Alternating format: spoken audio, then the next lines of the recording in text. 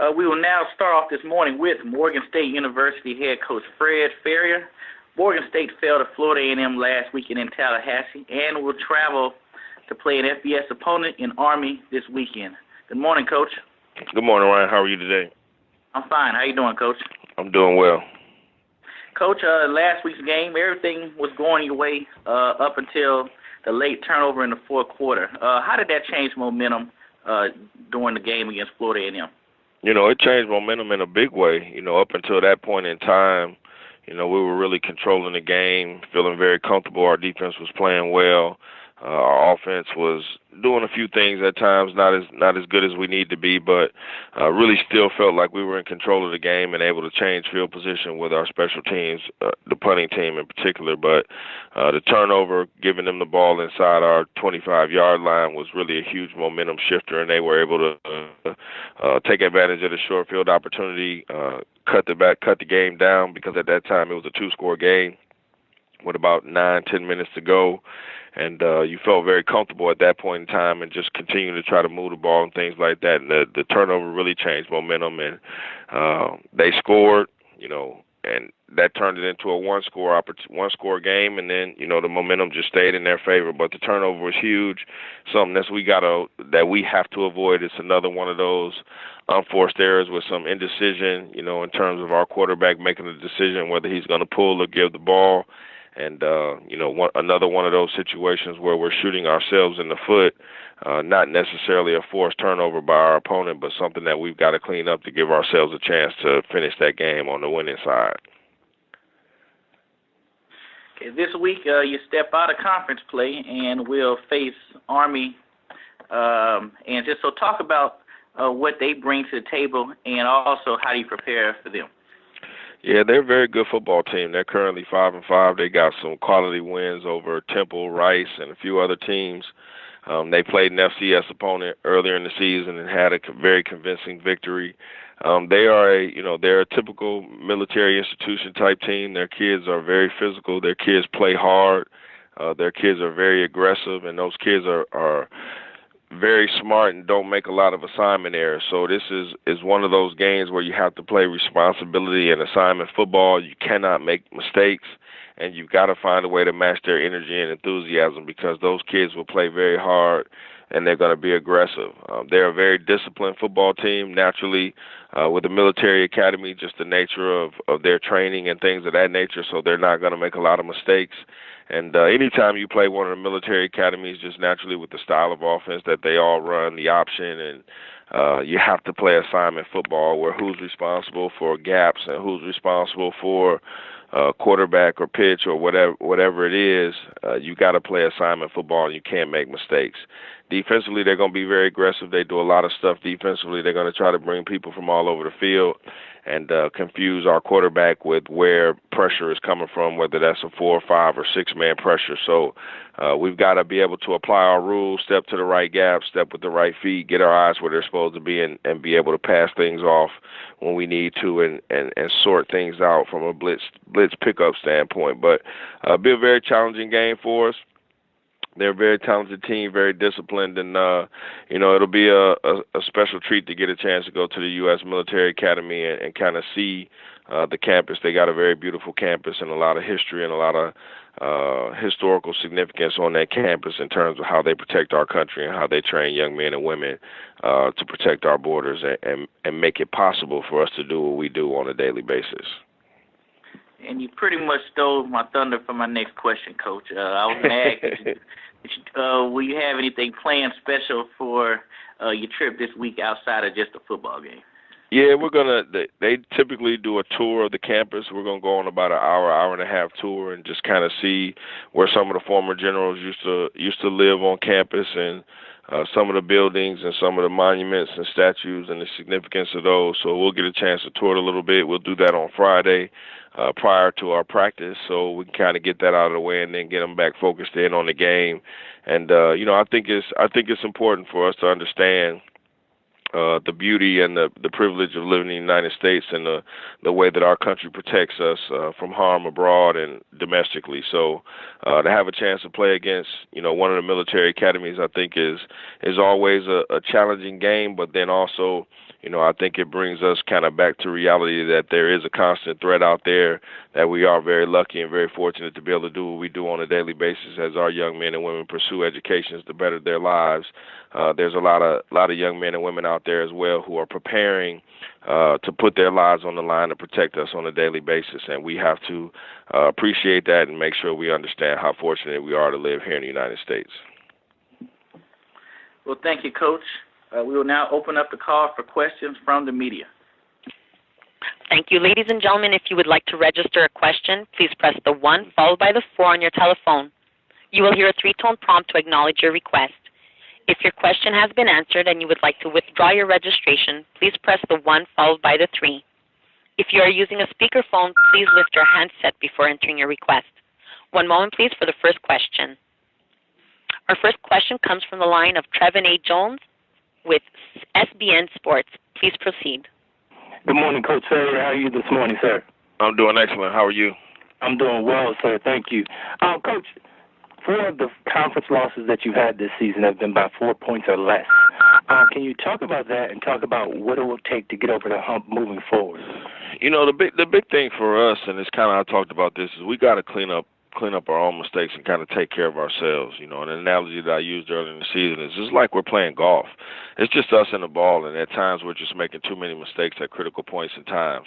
Even in the Florida A&M game this past weekend, we missed 2 chip shot field goals where there's no pressure on the kicker. He just mishits the ball, and the field goals are wide and not even close. I mean, there's no pressure. There's nobody almost about to block the ball. We just missed 2 field goals, and that gives you an opportunity right there for 6 points. And special team has kind of been a little bit of a thorn in our side throughout the course of the season. Some things we got to clean up, whether they created opportunities for our opponent or we left points on the field, and those types of things where I would tend to guess, and I have to go back, and this is actually something I should know, but I would tend to guess we probably miss 1 or 2 field goals in every game, especially in these games where we're losing by 1, 2, or 3 points. And a little bit of confidence and a little bit of momentum, and those things are a lot different. Now, there's no point in time where I'm going to blame any loss on one particular point in time or one person in the game, because there's several opportunities for us to make plays throughout the course of the game to win. But we got to keep pushing in the direction that we're going in. We got to keep getting our kids to believe in our system and to believe in the coaching. And we got to stick to the plan of putting structure and discipline in place with our team. This past weekend, we had some things, some unsportsmanlike things during the game, and as we move forward, we'll put some disciplinary action in place, and we'll prohibit some guys from playing and restrict their access to our program, because it's a privilege to play football here. And for you to be successful in anything you do as a part of a team, you got a responsibility, and you have a role, and you have to play that role, and you have to take care of that role to the best of your ability. And when guys lose sight of that is when we're jumping off sides on 3rd and 1. It's when we're fumbling the ball in critical situations. It's when we're missing tackles in critical situations at the point of attack, when you've got an opportunity to make a play and get off the field. And for me as a head coach, we're going to continue to stress all those little details to get our guys to understand that every single play, every single thing they do has a value in the overall production of our football team, and they have to take that responsibility very heavily and make sure they understand the importance of their role, no matter what that role is, whether they play scout team, whether they're the starting quarterback, or whether they're the guy that brings the bags off the bus. Everybody has a role, and everybody has to value and understand that role is important. And for us to get over the hump, we just got to keep pushing in the right direction. We got to keep holding our kids accountable. And for me and our coaching staff, we're going to keep coaching them to the best of our ability. We're going to keep breaking down these teams and trying to figure out how we can find a way to score 1 more point or 2 more points or 3 more points or 4 more points. And, the goal at the end of the day is to win by 1 point. It doesn't necessarily matter how you score the points. If we win 3-2, it's a win. And, we're going to continue to put the things in place and continue to teach lessons along the way that are going to have a long-term benefit for this program as we push in the right direction. And, there's probably some short-term things that you could do to have a chance to be a little bit more successful immediately, but I think it's really more important to build from the inside out and make sure you got this thing set up the right way so that you can have success down the line, and that the program begins to run itself and manifest and grow in itself in terms of doing things the right way. And we're going to stick to that plan, and that's just something that I believe in, and we're going to keep holding these kids accountable. We're going to try to recruit the right guys in here. We're going to hold the coaches accountable, and we're going to do everything we can to put these young men in a great situation where they can make good decisions, they can develop into leaders, and they can do things the right way while they're getting their education here at Morgan State. And we're going to win those games. We're going to get better. We're going to find a way to close the gap in some of these close games. And, it's just one or two small things. You're so close, but you're still so far away. And until we get everybody to understand what we're trying to do, we're going to keep on pushing in that direction. And, Coach, my next question, you just made reference to it in your answer to the last one. The last 39 seconds of that game against FAMU, what happened from your perspective? Really just a culmination of emotions. I thought this past weekend our team played very, very hard. Our team played very well compared to how we had been playing all season.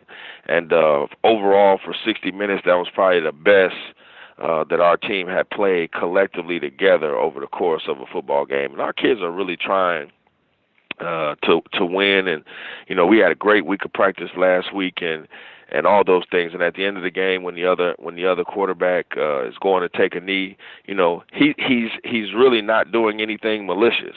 We even teach our quarterbacks that when we go to take a knee at the end of the game, if nobody rushes, you stand there and wait. And when somebody comes, you take a knee and then you move out the way. And that is exactly what that young man did. That is exactly what he's coached up to do. And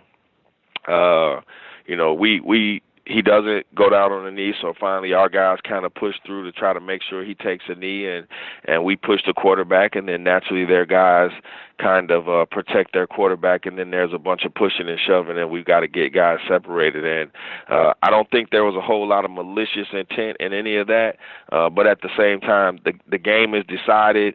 They're taking a knee. There's no reason for us to get out of character and do anything that turns into where there's this pushing melee, not necessarily a melee, but this pushing exercise at the end of the game to where there's concern about the safety of people. And it's unacceptable to me. It's embarrassing to me. And we're disciplined. There was some discussions through the conference office in terms of discipline and things of that nature, and I can just tell you that the way that some of our guys reacted, whether or not the conference office issues discipline or not, we'll issue discipline internally, which will be much more severe than what the conference may suggest or recommend, because our guys have to represent Morgan State University in the first class manner at all times, whether we win or lose. We're going to walk out of the stadium with our head high when we lose. We're going to walk out of the stadium with our head high when we win. And, you've got to handle defeat the same way that you handle victory. And I told our guys, no matter what, when I walk in the stadium, I'm going to walk in with my suit on, with my tie on, with my bag on my shoulder. And when we lose, I'm going to walk out of the stadium after I take my shower with my suit on the same way, because we're going to prepare the best way we can. We're going to give maximum effort throughout the course of the game, and if the cards don't fall in our favor, that just gives us an opportunity to go back and fix it. And that's exactly what we'll do. We'll keep working till we find a way to get a win. We'll do it the right way, and our kids will go about their business on a daily basis and in their development by doing things the right way. And we're not going to tolerate behavior that's embarrassing to the university or the institution or inconsistent with the things that I teach and the morals and values and character of this program. And, I think it's just a lot of emotion riding high, and our guys really just fighting and scrapping, trying to get a win. And, we got to find a way to lose with class, and we're going to do that. And, I apologize to their coach, their athletic director. And, it was a very good football game. It was a hard-fought football game, and FAM deserved to win. We made mistakes down the line at the end of the game, and we've got to find a way to clean that up. That's what we need to be mad about. We need to be mad Tuesday, Wednesday, and Thursday at practice when we're making mistakes in practice, and get it cleaned up in practice so that when we go to the game on Saturday, everything goes smooth and we don't make those mistakes. So, I think it's just emotion, guys trying to compete and find a way to get a win, and our guys play hard, and we're going to get that cleaned up and make sure we represent this university in a first class fashion at all times. Coach, I appreciate your directness and I also appreciate your time. Good luck this weekend. No problem. Thank you.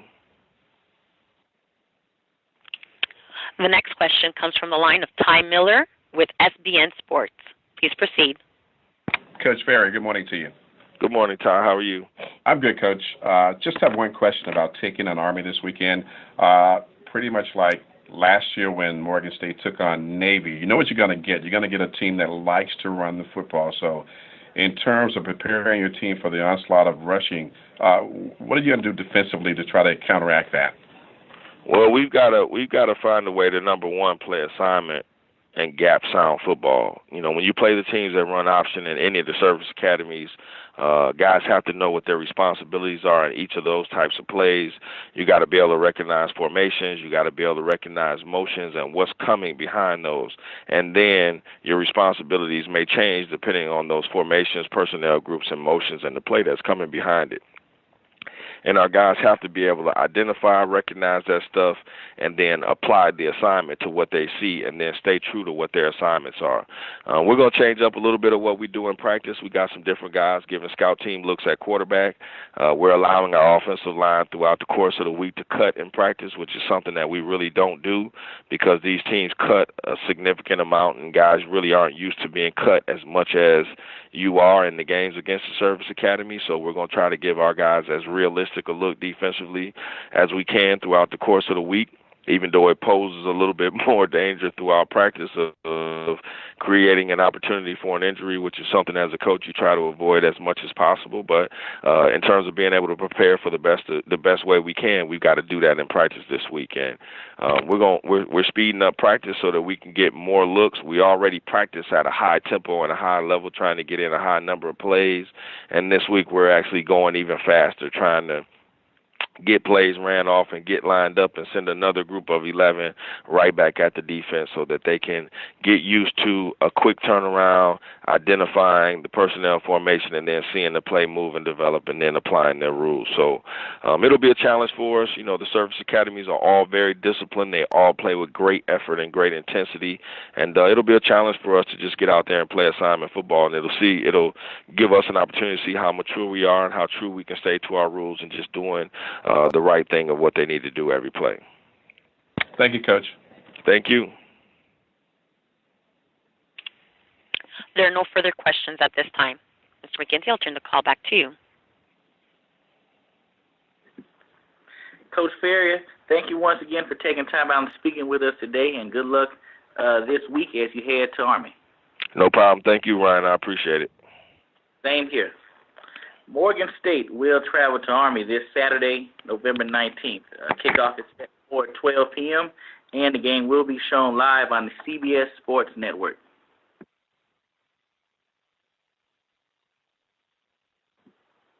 We will now be joined this morning by Florida A&M head coach Alex Wood. The Rattlers came from behind to defeat Morgan State last weekend and will face Bethune-Cookman this weekend in the annual Florida Classic at the Citrus Bowl in Orlando. Good morning, Coach. Morning, Ryan. How are you? I'm fine. How you doing? I'm doing good. Well, last week, Coach, your team was down for most of the game, but then that light came on after that turnover in the fourth quarter, and your team rallied for the victory. Just talk about the series of plays that led to the win. Well, obviously, like you talked about, we got a turnover late in the game. Antonio Miller was part of that. Did a good job of containing the quarterback, and then obviously in his attempt to tackle the quarterback, the ball came loose, and Rashad Kenyon was able to recover that fumble, and then we drove it down. Got some energy from that play, and then drove it down and scored and got us back into the game, and then we had to do it once again, later in the fourth quarter. But again, just it's credit to our players of understanding having to play 60 minutes of football and never giving up and just keep playing and executing plays and good things will happen when you do that. So that's pretty much how it ended. Also, this week's opponent in Bethune-Cookman, both of y'all are peaking, seem like at the right time, and y'all pretty much have found your identity. Just talk about Bethune-Cookman as you prepare for that annual Florida Classic this week. Well, obviously it's a big game in Florida. It's a big game for both universities, and each team I'm sure is excited about it. It's that month of November game, and they've got a good football team. They're well staffed personnel wise, and obviously they do an outstanding job of coaching their players and getting them ready to go each and every week, and so it's going to be a challenge. But I think that if we can get enough guys ready to go for this game, our guys will be up for the challenge and go and play hard and see what happens. And I want to ask also, are your players aware of what's been happening on the field in terms of they've won the most games since 2012, or that's not even talked about? No, we haven't really talked about that. We're just trying to stay focused on winning one game at a time, and then see when the dust clears at the end, just see where we are. Well, we kind of know, where we are right now. I mean, obviously, we got one game left, and we got to do whatever we can do to try to win it, and then go from there. Thank you, Coach. We will now open up the call for questions from the media. Ladies and gentlemen, if you would like to register a question, please press the 1 followed by the 4 on your telephone. Our first question comes from the line of Melvin Beal with Inside the Game. Please go ahead. Good morning, Coach. How are you? Morning, Melvin. How are you? I'm well. Coach, Bauer's impact on your offense has obviously created a change there. Can you talk a little bit about his impact on your offense? Yeah, Devin's obviously been our starting tailback since a year ago, and when he's able to go and it's full go, he does. He has an impact on the game, and obviously it's not all by himself. Our offensive line has to be clicking as well. Those guys provided some key blocks for him on the 2 scores that he was able to achieve during the course of that game. So with a combination of both, good blocking, good schemes, Devin will put forth the effort and has good vision as a runner, has the ability to cut and make plays, and is a north-south runner. So he definitely has an impact, and we're looking forward to seeing him play again this Saturday. Coach, a big step forward as far as the team reacting to adversity. Talk a little bit about how this team has grown to deal with adversity, coming back in a game in which they were down.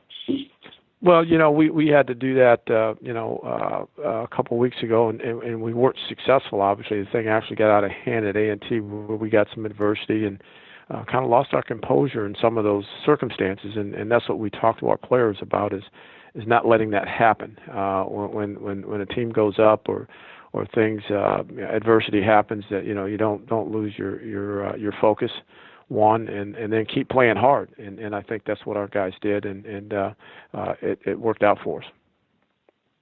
Coach obviously got a little bit out of hand with 39 seconds left in the game. How's that going to impact you as far as those players moving into the Bethune-Cookman game this weekend? Well, obviously, the 2 players are suspended for their game. That won't help. And I understand that, because that whole thing, is unfortunate. It's just a really ugly, unfortunate way to end that game. And and we're going to discipline some players that actually left the bench and did not come all the way out, but they left the bench, and so we don't condone that. And anybody who had an active role and conducted an unsportsmanlike conduct will be dealt with here. For sure. And then, like I said, we had 2 players that are going to be suspended for the Bethune game, and that's unfortunate. But again, you got to make good decisions in the heat of the battle. That's when your true character and your sportsman like character should show. And made wrong decisions, and so you got to face the consequences. The individual players, and unfortunately the team. Finally, Coach, talk a little bit about the emergence of your quarterback. He actually made some mistakes early and came back and made some big plays there in the fourth quarter. Yeah, and that's a sign, that you're making some progress and you're getting better. No matter what the margin of victory is, that you're able to hang in there and come back once again, as I talked about earlier, adversity. And keep playing, and that old cliche is live to play the next play, because that's the one that could be the one that turns it around for you. So I think Ryan's playing with that in that spirit, and playing that way, and we're pleased about that. And we got to coach them and eliminate some of those early mistakes, because we don't want adversity if we don't have to, So we got to continue to teach and coach and make sure that he understands how to avoid those situations, and obviously that helps our team. Thanks, Coach, and good luck this weekend. Thank you. The next question comes from the line of Trevin A. Jones with SBN Sports. Please proceed. Good morning, Coach Wood. How you doing this morning, Coach? Good morning, Kevin. How you doing?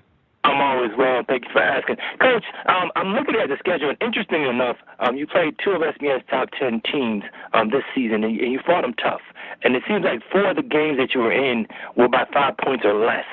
Talk about the mental toughness of your Rattlers as you've seen them grow this season.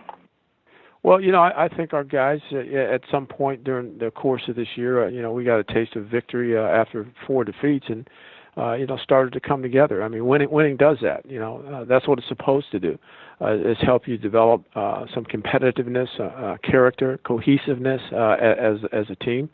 So I think just to get a taste of winning and multiple times. It hasn't happened. In a while. So I think the winning has really created what you spoke of. And then coming into this Bethune-Cookman game, it's a classic. What is the I would say the personality of the Rattlers as you're moving forward? What would you characterize them as? Well, I just think we're a group that plays hard together. I think that I call this group a scrappy bunch, because I don't know that we're as talented as some of the teams in the MEAC, but I think this team plays together well, and not only that, they'll fight you, and that's what we and I don't mean that in the way that within a sportsman-like in the structure of the game, they'll fight you and compete and keep fighting and fighting and fighting to win a game, and that's what I like about this football team. And my last question is there anything in your mind that you see in the Wildcats that just caught your eye, that sticks out as you prepare for this contest? Yeah, those 22 guys they put on the field. Yeah, that sticks out. They got some good players, and we're going to do our very best, obviously, to compete and then ultimately try to win Saturday. I appreciate you, Coach, and good luck this weekend. Yep, thanks.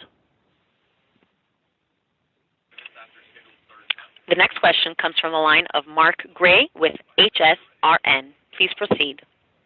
Good morning, Coach. How are you? Good morning. How are you? All right. I wanted to get your thoughts on the intangibles of your young quarterback, Stewart, the things that you've noticed about him away from the completion percentages and making all the quote throws, but, taking control of of the huddle and stuff like that. Can you talk about those intangible leadership qualities that seem to be on display as much as his offensive productivity? Yeah, Ryan is learning that as we go. Understanding obviously the importance of that, and I'm sure from the recruiting process, I know he played that role as a high school player. As I visited with his high school coach, when we interviewed him and did all the things that you do to determine if he's the right guy for your program. So I don't think that's anything new for him, but obviously he's with a new group of guys. What I mean by that, it's not his high school team, and he's been here for a year and had a chance to develop relationships and learning, more and more about that leadership role and the quality of leadership you can provide, one with your play, and then what you do off the field too, so because that's all part of it. When you're the quarterback, all those things are important, obviously. Can you talk about how the offense has transitioned, if you will, or has it transitioned? Because I haven't seen you since he took over under center. Well, I think the thing that's happened, is that we haven't, other than the 2 turnovers in this past game, I think we've done a good job of taking care of the ball. I mean, that's the transition I think that is different, and I think that's different when you talk in general of offensive football play. and I think that's helped us tremendously. Obviously, when you don't turn it over, you got a chance to score, and not only that, you just make the game that much more competitive, and you're in better control of the game. Obviously, when you don't turn the ball over, so we got to continue that way. We got to clean it up. What happened to us, and we can. All those things are correctable that happened in the 2 turnovers in the Morgan game, but we just got to get back into that thought process and that style of play of being able to to press with the football, of course. Sometimes throw it in the gray areas, but understanding that hey, protecting the ball is the ultimate objective. From a program perspective, I guess macro speaking, given that this is the last game of the regular season, your last game this year, it's against a heated rivalry opponent who has been dominating in this particular game. Is this a moment to sort of reestablish the presence of FAMU in the state as far as those recruiting battles and notoriety, just to sort of signal that to Rattler Nation and to the recruiting base down there that, for lack of a better term, FAMU is back to the level that you and your fan base are accustomed to being at, as opposed to being somewhat in the shadows of Bethune-Cookman in the last half decade or so? Man, you said a bunch of stuff there, man. That's a lot. No, here's what we want to do. We want to play well, win the game on Saturday, and then whatever happens, however people perceive us from that, it is what it is. That's what we're going to focus on, and all those other things, will take care of themselves. If you win, and you win in a competitive nature, and do it with great sportsmanship, that's what's key for us. Thank you, Coach. Good luck on Saturday. Thank you. There are no further questions at this time. Coach Wood, thank you for your time, and good luck this week as you prepare to face Bethune-Cookman in the Florida Classic. Ryan, thanks very much. I got one question. Yes, sir. And we on next week too, or no? Yes, sir. You're on next week. Final one. Okay. All right. Thank you. Thank you. Yep. Once again, Florida A&M will face Bethune-Cookman in the annual Florida Classic this Saturday at 2:30 p.m. The game, which will be held at the Citrus Bowl in Orlando, Florida, will be shown live on ESPN Classic and ESPN3.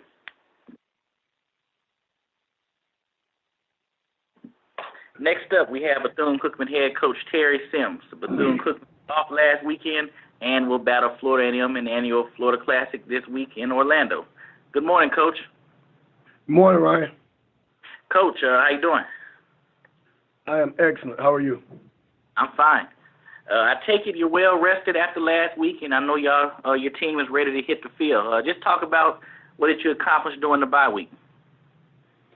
Well, I think, it gave us a chance to get back to the, fundamentals of football and clean up some mistakes we had in the last couple of games and also get some of our guys some rest, because we've been playing a lot of guys that have been banged up, a lot of guys that were hurt early in the season, and, kind of just toughen it out through these last couple of football games. They actually got a chance to slow things down and heal up a little bit more.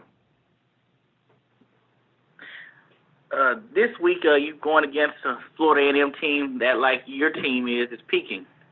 Just what have you seen from Florida A&M in your preparation? Well, I think you see a well-coached, hungry football team. You see a football team that's playing well together, and I think, you hear people talk about players a lot, but when you see a team that's playing together, playing, as a team, and they're playing well, in that sense, I think you have something special there. So you look at film and you see these guys playing hard, and they're playing hard together. And lastly, talk about the Florida Classic in general, and for those who have never been, what is the atmosphere like? It's an unbelievable atmosphere. I think, for both universities, it's a situation that you would want to put any of your players in. I think the atmosphere is great for the fans. It's even better for the players being able to play in an arena like that, being able to be put on that type of stage and not only national TV, but, having the stadium packed with fans from both universities. You have the huge tailgating scene. So I just think it's a big-time college football atmosphere, and it's great for the players and the fans. Thank you, Coach. We will now open up the call for questions from the media. Ladies and gentlemen, if you would like to register a question, please press the 1 followed by the 4 on your telephone. Our first question comes from the line of Trevin A. Jones with SBN Sports. Please proceed. Hey, Coach Sims, how you doing? Brother Jones, how are you? I'm doing well, sir. Trying to be like you when I grow up. Coach, you're coming off of 2 games before the break where you scored 82 points and only gave up 20. Will the bye week mess up the rhythm? Because it seemed like you had gotten the Wildcats into a rhythm. Let's hope not. I don't think it will. I really think, I've been asked that question a lot. I think it just goes back to, getting some of our players back on the field. At one point in time, we were down 16 starters this season and a total of 19 at one point in time. We had a lot of guys out, and, coming up through the Norfolk game, we started getting some guys back and, got some more guys back against Del State, and we had, almost our whole team back when we went up to Morgan a couple weeks ago. So I think, the points being scored and our defense being able to hold people, I think it's just, a lot of guys being back and guys getting back used to playing with each other and getting fresh bodies back. We're having guys that can take a break here and there. And it's creating a little bit more depth for us. So I hope that the bye week just gave us a chance to heal up a little bit more and get back to some fundamentals and hopefully we can keep this thing rolling. And next week, in the last teleconference of the season, I'll ask you about reflecting on the season. But this has been an unusual season for you, has it not?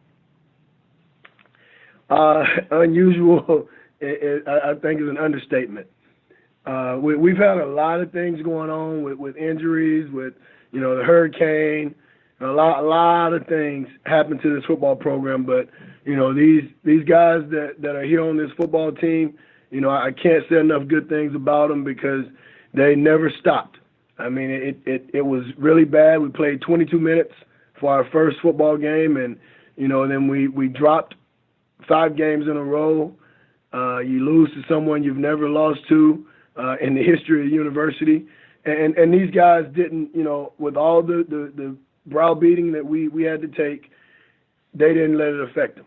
They came to practice every day. They came to work. The guys that had to play because of injuries, they stepped up and they gave us their best.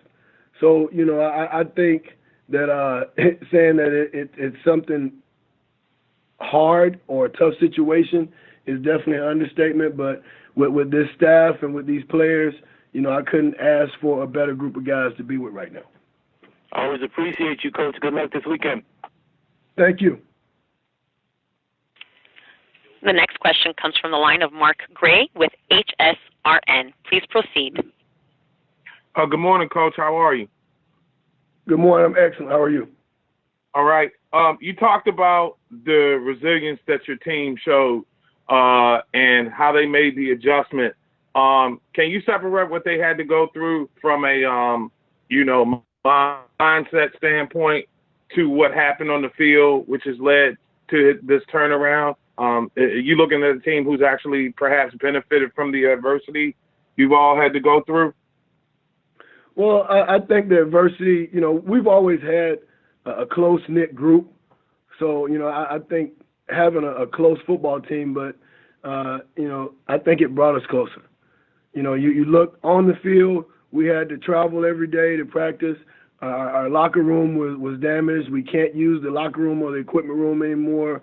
Things like that, they seem minor, but having to go away from home every day to practice and not knowing where you're going to be able to get dressed, and you have players that live in apartments or houses here that were put out of their places because they had trees fall on their houses. So we had a lot of things like that off the field, but then on the field, at one point in time, you have 19 guys that you're counting on, and for 3 games, there's 16 guys total that you're counting on to play. That they're on the sidelines, or either they're done for the season. So I think having that happen and have these guys know that they only could depend on themselves and each other for a long period of time, I think it may have brought them closer together, and we're continuing to work hard and push forward. Coach, what's the personality of your team right now in terms of offensively? You versatile, or are you still trying to line it up and, for lack of a better term, dominate the line of scrimmage and punish the opponent, which sets everything else up? Man, that's a good question. Have you figured it out then? I mean, you've been through a lot, yeah. so I think, have you figured it out? I think it's this, and we preach this to our guys every day. We're going to take what every defense gives us. We're not going to force anything. Obviously you want to establish the run and run the football, but if someone is stacking 6 and 7 guys in the box, then you got to throw the football. So I think that's right now we're not going to say that we're going to force the ball and run it. Obviously we want to run the ball. I think when you can run the ball, you open up so much more for your offense. But we're just going to take what defenses give, the defense gives us, and I think right now our quarterbacks understand that, and they're not trying to win the game on one play. They're staying poised and running the offense. Coach, how much have you all as a staff grown through this experience? We understand the players have bonded and had to, rely on each other, but you as that group of coaches who not only have to, coach the players, but you really had to deal with some real life learning situations through this whole process. So did that affect you all's learning curve from the standpoint of dealing all with those unique distractions that don't happen all the time? No question. I think it really brought us closer together as a staff because, you look at the situations we were in and the situations I spoke of. Some of our coaches had the same situations as far as losing stuff at their homes, and then they're having to get players that we were not really counting on this year, guys that we thought would be just backups this year. They turned into starters. So I think having the coordinators that know that they could count on these coaches, and have the assistants know that they could count on the coordinators to tweak things and tailor things to the personnel that we had. I think that brings everyone a little bit closer together. And finally, will that make this win in this particular Classic? Because I know for you guys, any win over FAMU in the Classic is big. But would that make this one even sweeter? All that stuff you had to go over to really just to get to this point. Yeah, I think our guys will take any win and make it huge with this season. The first win we had, it was huge. The second one and the third one, and I know, if we're able to put something together on Saturday and come out with this victory, it will definitely be special because it is a Classic, it is a rivalry, and you're going to have 2 football teams go out and play a great football game. It always is, because it's the Classic, because of the nature of the game. But to have us win this football game on Saturday, I think it would be, head above heels over any Classic win that we've had since I've been here, just because of the adversity that we've had to go through with these young men this season. Thanks, Coach. See you on Saturday. Thank you. There are no further questions on the phone lines. Coach Sims, good luck this weekend as you prepare to face Florida A&M, and look forward to talking with you next week. All right. Thank you, Ryan. Thanks, Coach. Once again, Bethune-Cookman will head to the Florida Classic this Saturday, November 19th, against Florida A&M in the Citrus Bowl. The game will be shown live on ESPN Classic and ESPN3.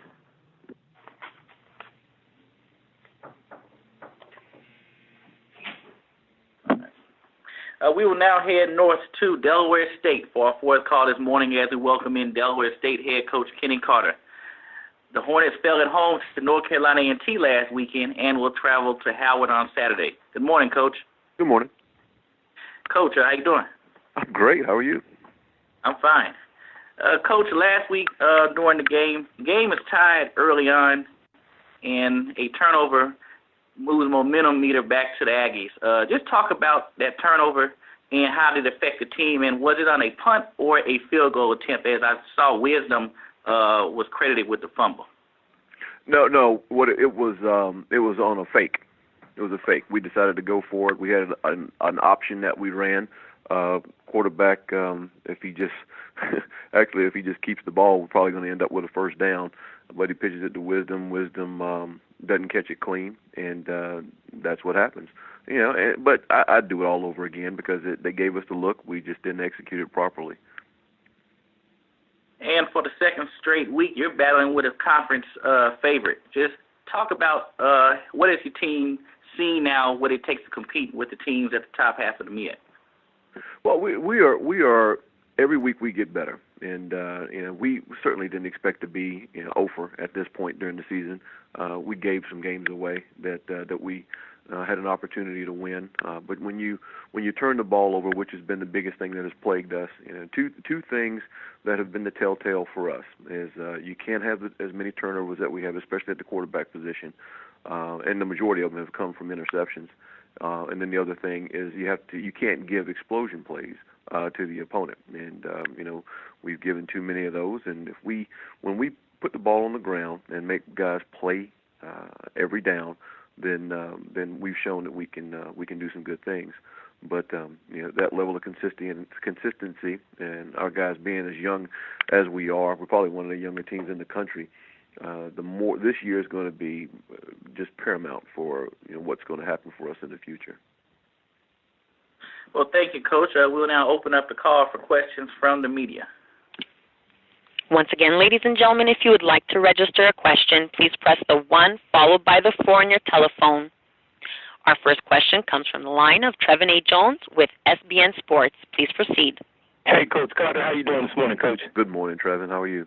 I am doing well, sir. Thank you for asking. Coach, this is reminiscent of last season, coming into this game against Howard. I'm looking for the first win of the season, and last season you came up big. You got the win. Have you looked at last year's film and then tried to, as you go in, prepare for this weekend's game? The irony of the whole thing is that it is exactly the same scenario, but it's two totally different teams. I mean, we were not very good at all last year. And if you go by our win-loss record, you say, well, what's the difference? The difference is if you watch us on film and you see really what kind of team we are, we're drastically different.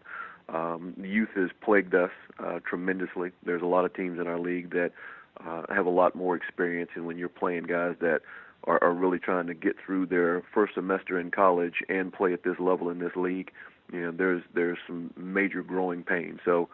But we've got guys that have made plays in our league, and we got guys that have the ability to really make us a really good team in the very quick future. So we go into this game, I think, drastically different when it comes to what type of team we're taking into it compared to last year. Thanks for that, Coach. The reason I started with that question is because, as I've asked you all season long, I asked you about Mike and I asked you about Bryson and their growth as they go on, because they seem to be your two workhorses as far as the ground game is concerned. Talk about them and what I don't want you to give away any secrets, but because I know you're a running team, what you're going to try to do with them this weekend. Yeah. I love those guys. I love them. They're very, very, very, very good players. They have fantastic attitudes. Mike is a physical runner, and Bryson has gotten better than he was last year. He gets in space now. He makes people miss. He's done a good job of catching the ball out of the backfield. They really offset each other very well. And I think the other part of the whole thing is just the development of the offensive line and how they've come together. I mean, we're tremendously young. The whole right side is sophomores. The whole left side is freshmen. And the center is the only senior in the offensive line. And so those guys have a lot of time to play together, and so they continue to get better every day, and so we're very excited, and of course, we're going to do everything we can to make sure that we can continue to run the ball against everybody. Right. And, Coach, how do you guys match up against the Bison defense? They came out pretty big last weekend against North Carolina Central and played a pretty good game. I don't know if you saw that on tape. But how do you match up? Well, I think we match up fine. We've been able to run the ball on pretty much everybody in the conference. You just got to score when you get in the red zone. We talk about our plan to win, and one of the major things that you have to do is that when you get the ball in the red zone, you got to score. I mean, heck, we get inside the 5. We get inside the 5 2 times against A&T, and drove the ball several times. You got to finish. So I think we match up just fine against them. And my last question, Coach, number 7, Anthony Filliall. What do you think of this gentleman, and how do you plan on containing him this weekend? Really, really, really good back. I mean, we've had to go against some really good running backs back to back. Obviously the monster that we had this past week that everybody in the conference, everybody in the country struggles with. They're 2 different guys, but at the same, they're both they're just as dangerous, in their own rights. So you got to contain the football, like we talk about all the time, and not give up explosion plays. If we can do that, then we have a chance to win the game. Appreciate you, Coach. Good luck. My pleasure. Thank you. There are no further questions on the phone lines. Coach Carter, I apologize. We do have a question. Next question comes from the line of Luke Williams with Black College Sports Page. Please proceed.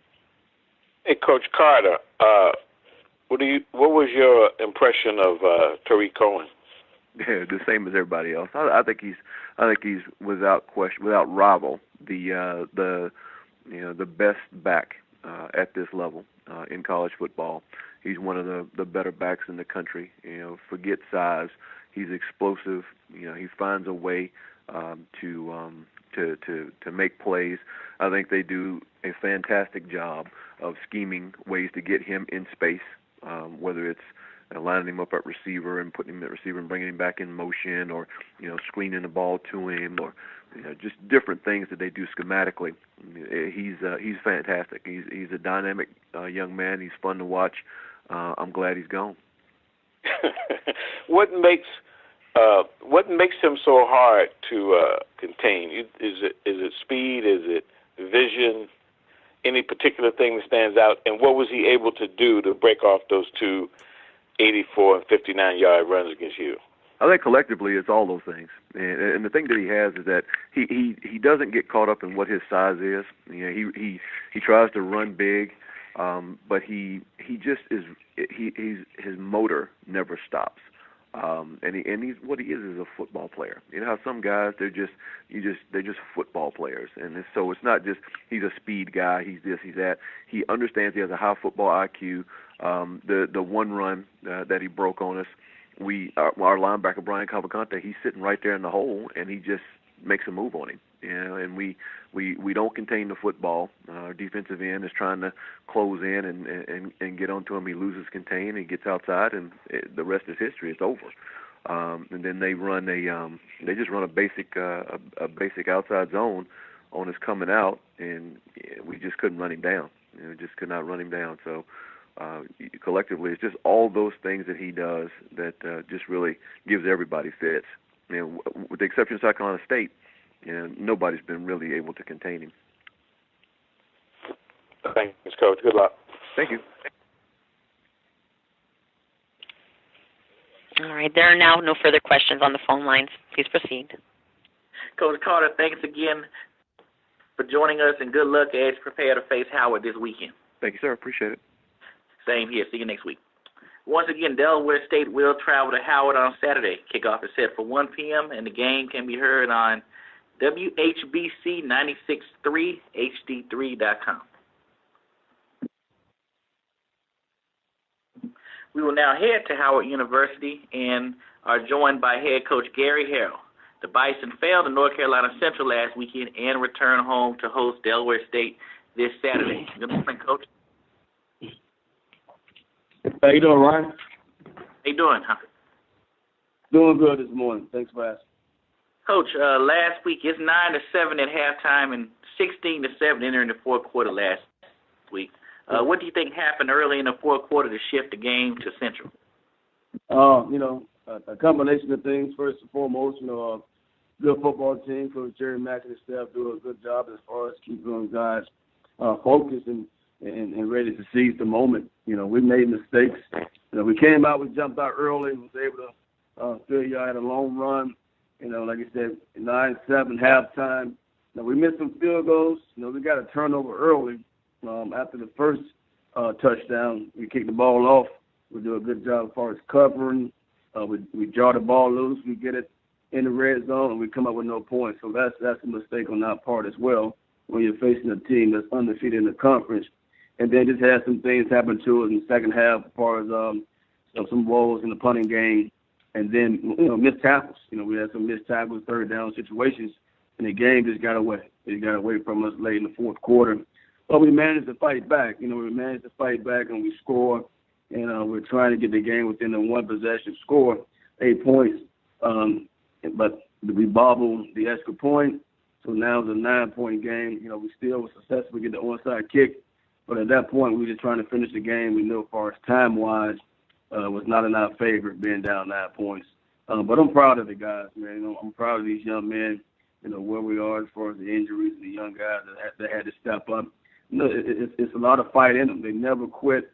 They always trying to win the ball game, and I'm just proud of where they are. We can always look at the record, but the record really don't reflect this team. It don't reflect these young men that I coach every day, and I'm just proud of the fact that they show up every day ready to work, and they approach the game with the mindset of winning the ball game. And quickly talk about Delaware State. They've been similar to you all, have been in games late, but just the ball just didn't go in their favor late. Just talk about the Hornets as they prepare to close the season out. Coach Carter, really, that team also, when you look at the record, it really don't reflect that team. Like I said, a lot of close games throughout the year, and they fight. They throw the ball very well. They got a good running attack. Defensively, they do a lot of things to try to confuse you with different coverages, different fronts. But each week, you can tell they get better and better. They're very well coached, and they pretty much like us. They don't quit. They don't quit at all, and they fight. They play from the first quarter to the fourth quarter, and that's good to see. In this league, it's hard to win football games. In this game, in this conference, a lot of good football teams, and sometimes it's just how the ball bounces, and you have to be able to be lucky. You have to be sound and fundamentally sound. In some areas, but usually, man, we do go out, we scheme well. We got a lot of good coaches that get paid also. They do a good job also on the other side. But it's just with the ball balance, and I don't think that the record really reflects with these two teams. And you pretty much can throw out the record this week. Every time Howard and Delaware State plays, history always shows it's a good game. It goes to the wire, and it's going to be a lot of pride between the two teams. Thank you, Coach. We'll now open up the call for questions from the media. Ladies and gentlemen, as a reminder, if you would like to register a question, please press the 1 followed by the 4 on your telephone. Our first question comes from the line of Trevin A. Jones with SBN Sports. Please proceed. Coach, how you doing, Coach? Hey, Trevor, I'm doing fine. How about yourself? I'm doing well. Coach, talk about the team a little bit. It seems like the team is getting stronger in the fourth quarters as the season has wound on. Is that a good observation on my point, or did I miss something? We tend to play our better games in the second half, throughout the year. I know there's been some cases where we started fast and kind of lost momentum towards the end, but majority of the time this year, we play our better game going in halftime, making some adjustments, and playing better in the second half. But yes, each week, the past couple of weeks, we have played better in the fourth quarter. And the guys have to understand, we've been saying it all year, it takes 4 quarters to beat these teams in this conference. And we had a schedule where we played a lot of top teams, started with Hampton all the way down to A&T, all these, South Carolina State, all these teams, they're pretty good teams. Savannah State got better, Delaware State, you can see they're getting better and better. And when you watch the film, Delaware State, they're scary because they can really score. They were on the first possession of A&T, they were successful. So you can see signs there that they have a good football team. But yes, as far as Howard University, we do play well in the fourth quarter. But it's senior day, and I'm trying to get the guys to understand that we need to play well 4 quarters. We need to put together a complete game to win this ball game. And I know that the upcoming quarterback that you're going to face, Epperson, doesn't really compare to the quarterback you just faced in Malcolm Bell. But can you talk about Malcolm Bell and what your impression was of that quarterback, and then talk about Epperson, the quarterback you're about to face? I definitely think Malcolm is probably the best quarterback in this conference. I haven't played against Bethune-Cookman. I haven't played against Florida A&M. But the teams that I have faced, I thought Norfolk State, they got a very, very good quarterback. I have tremendous respect for Greg, and I think those are probably the best 2 quarterbacks by far, in my opinion, in this conference. I have 2 young quarterbacks that's going to be great down the road, but those 2 guys are well established. They're very veteran guys. They do well within their schemes. I think both coaches, Coach Scott and the coach down at Coach Mack, they do a good job with their quarterbacks, put them in situations to be successful. But those guys, they don't lose the ball games for their team. Remind me of a guy I had in Ray McGee. When you got those 2 guys like a Greg Henderson and Malcolm Bell, things typically go well for you throughout the season. And they can make all the throws, and they also can beat you with their legs. And they're very smart quarterbacks and very competitive. And the quarterback we're facing this week, Dane, he throws a pretty good ball. He throws a very good ball. He's very accurate. His time is very impeccable.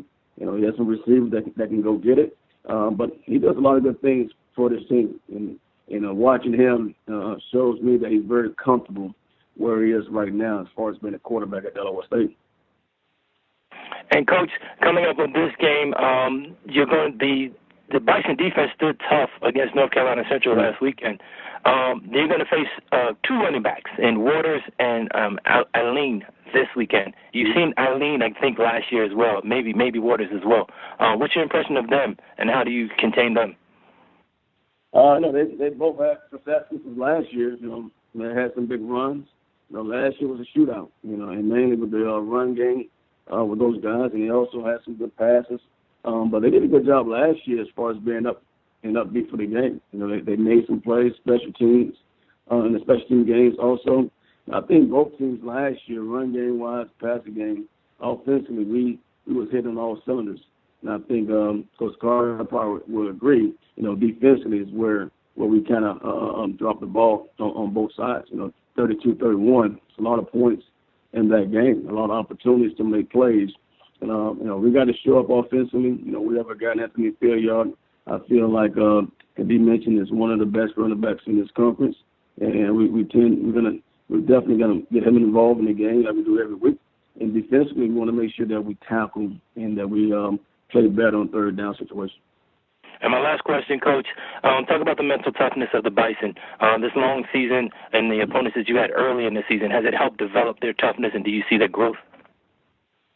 Yeah, I definitely see it, bro. Like I said at the beginning, I'm very proud of the guys, and I told them after the game against Central, because they can very easily, fold it a long time ago. But they come in each week ready to play, well prepared, and they play hard. They fight for the university. They definitely fight for each other. But like I told them, I'm just proud of them and where they are. The seniors that's on this team, like I told them, they are the nucleus that's going to build this program from this point forward. We have a lot of young guys that's returning, but the guys that's seniors is really doing a good job because they've been through a lot this past year, and they're definitely doing a good job as far as communicating with the young guys to make sure that we get back on track, that we get back to the winning side, because we understand that winning is part of our culture, is part of our tradition, and we want to try to get back to those days of the glory days at Howard University.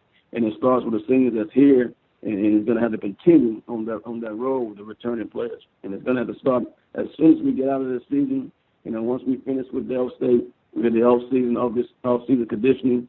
That's where it will begin for us to really continue to form our identity. I think going towards the end of the season, as we approach Delaware State, we'll continue to find our identity. I think we can be a powerhouse as far as a run team. And defensively, I just want to get to the point where we get more stops, when we cut down the scoring. Keep it where it's that 13-14 range will give us a better chance to win ball games. And, of course, special teams, I'm a special teams guy, and we have to hit on all cylinders when it comes to special teams. And we're getting better with kickoff, punt return. But kickoff return, we would like to get better to give our offense a better field position. Got the utmost respect for you, Coach. Thank you again for your time. Good luck this weekend. Thank you, Trevor. As a reminder, ladies and gentlemen, to register for a question, please press the 1-4. There are no further questions at this time. Turn the call back to you, Mr. McGinty. Thank you. Coach Harrell, good luck this weekend as you close your season out against Delaware State, and look forward to talking with you once again next week. Thank you, Ryan. You're welcome. Once again, Howard will return home to Green Stadium and host Delaware State this Saturday at 1 p.m. The game can be heard on WHBC 963HD.com.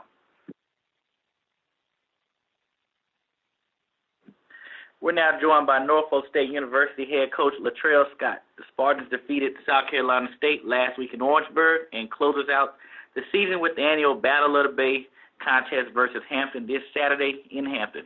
Good morning, Coach. Good morning, Ryan. Coach, how you doing? Doing well. How about yourself? I'm fine. Coach, last week your defense held on for the entire game, and you had some great special teams play from Cameron Maroof until Greg Hankinson's late touchdown run gave you the go-ahead score. Just talk about the game as a whole and the positives you took out from it. Well, very proud of our team for battling. Orangeburg's a tough place to play. They had a great crowd down there. And defensively, I thought we played as well as we played all year. We didn't give up one third down conversion, which is extremely tough to do against a good football team. Offensively, we made a few mistakes early, but we got points when we could early, and then obviously the second to last drive of the game, Greg was able to drive us down the field and score. But decent team effort, and anytime you can go on the road and win this late in the season, with the way that the season has gone, you're definitely proud of your team, and just looking forward to this week going over and playing Hampton. And speaking of Hampton, just talk about what you've been able to see so far from your preparations. Well, I think Coach Maynor is right on schedule. Obviously, there's probably a game or two that he wishes he could have back, but they're much improved from when he's gotten there, and he's getting his people in place, and you can see offensively, they're doing some of the things that he likes to do. They're improved on defense. They're improved on special teams. But when you look at them offensively, their quarterback's not a very big kid, but he makes a lot of plays. Yaki Johnson, the tailback, you've got to stop Yaki, and I think the Proctor kid is one of the best wideouts in the conference. He and TJ Mixon both are two of the top threats. So offensively, they've got the ability to score points. And defensively, they're tough and they're physical up front. Obviously, they have the young man who's the reigning player of the week. Reminds me of one of my teammates there, David Turner. But good, solid football team, and hopefully the fans will come out and support this game. It's big for the area. It's big for these young men. So it should be a great day over in Hampton on Saturday. And lastly, returning to the place that you helped put on the map during your time as a player. Just talk about any emotions going back to Hampton. No, not much emotion. I need to win a football game. So that my team feels better. But had a wonderful experience at Hampton. Fortunate to be a part of that, and Coach Maynor and I communicate, and I pull for those guys. Every week except this one, and really proud of the direction the program's headed in. Thank you, Coach. We will now open up the call for questions from the media. Definitely. Thank you, ladies and gentlemen. Once again, if you would like to register a question, please press the 1 followed by the 4 on your telephone. You will hear a 3-tone prompt to acknowledge your request. One moment, please, for the first question.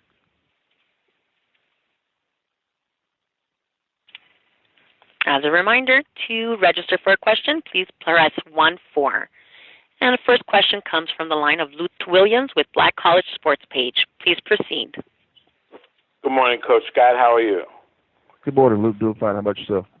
Not bad. How big of a win is that to be the perennial contender in the conference? And what do you think your guys did this week that you haven't been able to get done in some of your tough losses? I think we prepared better, and we didn't hurt ourselves. We prepared very well for Morgan State and won that game. We didn't prepare very well for Savannah, and we got our tails beat. And our guys kind of refocused and locked in and did all the things that we asked to do. Defensively, like I said, the guys got stops on third downs. Offensively, we were able to convert some third downs and didn't let turnovers and penalties kill us. And when we needed to make plays late in the game, the guys made them. How much? What do you take from this going forward? Would you say this is now, as Coach Broadway likes to tell us here in Greensboro, every win's a big win. But was this one, I think, maybe that defines and gives your guys a lot of optimism going forward? Well, I think it gives a glimpse of who we have the opportunity to be. It's still not a perfect football game, but again, it's the first time that Norfolk State's ever won in Orangeburg since they've been in the MEAC. So it's definitely something to build on and something that gives you a little bit of momentum and incentive going into this week's game. And could there be a bigger game to follow up that game than the rivalry Battle of the Bay? Well, it's always a big game, and I'm telling people, Lute, I want the community to get back out and support this football game. I've played in this game, and I've seen this game at the height of it, and I know that the records aren't great, but it's a good football game being played by two good football teams, regardless of the record, and it's great for the Tidewater area, and it's great for the kids that are playing in the game. It's a game that's talked about, in the barbershops and the beauty salons and all over the place, and hopefully we can get the community out to support it. And it's the last game of the season for us both. Hampton has a chance to get their sixth win of the season, and we've got the opportunity to kind of get back to where we were a year ago and go into the off season on a positive note. So, there's still a lot at stake for both teams. Thanks, Coach. Good luck. Thank you. The next question comes from the line of Trevin A. Jones with SBN Sports. Please go ahead. Coach Scott, how you doing, Coach? Good, Trevin. How about you? I'm doing well. Hey, Coach, this season you brought a little history back to the schedule at Norfolk State. You opened up with Elizabeth City State, which used to be the Fishbowl Classic back in the day, and then you're ending it with the Battle of the Bay.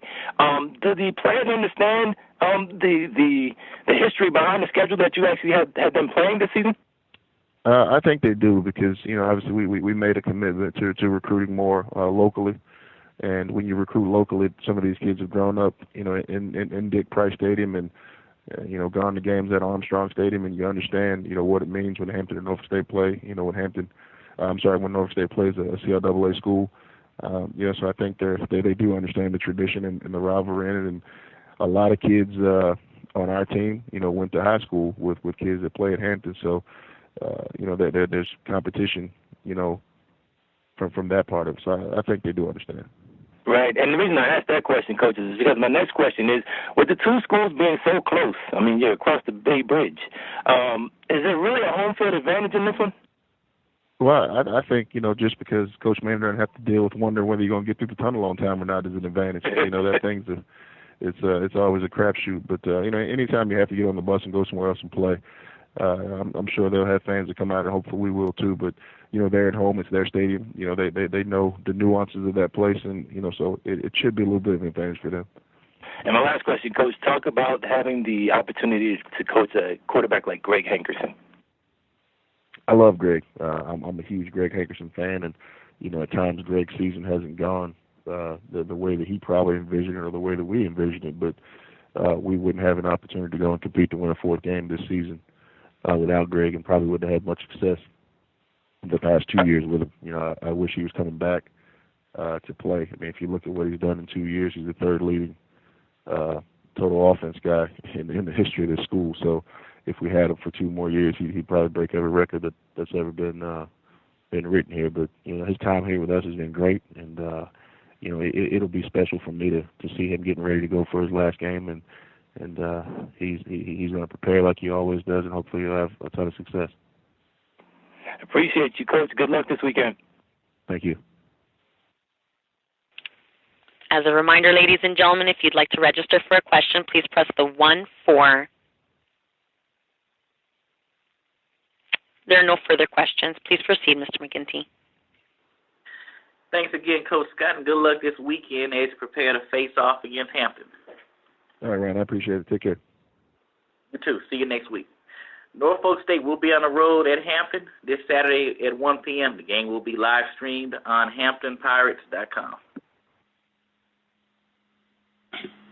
We will now move across the bay and talk with Hampton University head coach Connell Maynor. Hampton came back to defeat Savannah State last week and will host Norfolk State in the annual Battle of the Bay this weekend. Good morning, Coach. Good morning, Ron. How you doing? I'm fine. How you doing? Good. Hanging in there, man.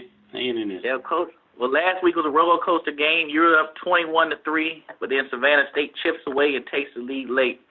Could you talk about that last drive in which Yaquis Johnson took over to score that winning touchdown?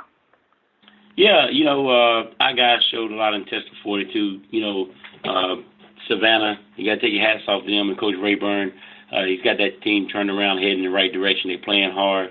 But those guys took the lead, and our guys, never pointed the finger, never got down, never started arguing. Just went back out and mounted the drive, and Yaquis was very instrumental in that drive, and I think a draw play, and then we ran an option play to him, and it was perfect blocking on the play. Yaquis got the reward, but the receivers blocked perfect, the fullback blocked perfect, the tackle blocked perfect, and it was a window there, and he just hit it and took it in for 35 yards for the game. Go ahead, leading score. And then right after that touchdown on the following drive, there's a player named Devin Johnson who came up big with those 2 sacks, and then one of them ended up being a forced fumble, and then one of them led to a turnover on downs. Just talk about who is he as he kind of jumped on the scene late. Yeah, he's a great football player, and he's a little undersized, but he's a smart player. He has heart. He's who what every football coach looks for in a football player. He understands the game. He has a heart and a will, has a motor that's unmatched. And the reason he's coming on late, he missed the first 4 games. He couldn't play in the first 4 games, and he would have made a difference in those games, just like he did in this game. He's that type player. He's an impact player. He's a difference maker. And we're just glad he's been able to play the second half of the season because he had missed the first 4 games. But he's a tremendous player, and he's only a sophomore, so we're looking forward to getting 2 more years out of him. And also talk about Norfolk State this weekend, a rival game, and Coach Scott just wants to make sure he gets to Hampton on time through the tunnel. So just talk about this game coming up and what you have seen in your preparations. Well, I'm going to try to see what time they're leaving and see if I can't stage a little accident so they can't show up. That's not too hard there. Yeah. No, but seriously, Coach Scott's doing a great job, and it's obvious that his kids haven't quit, even though the season going according to the way he really wants it to go.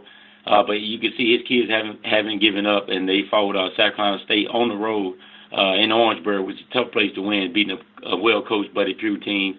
And Coach went on the road and did that last week. So we know his guys haven't given up, and now they got us in the Battle by the Bay and Battle of the Bay. And so we know they're going to come ready to play us. It's Hangerson last game. It's his senior's last game. It's senior day for us, but it's not our last game. We do play Coastal Carolina the week after. But, it's no rah-rah speeches this week. It's Norfolk State, and it's a big battle. And like he said, they talk about it all around town in the barber shops and in the malls and everywhere. And so we're expecting a big crowd. We want everybody to come out and support it. The kids deserve it.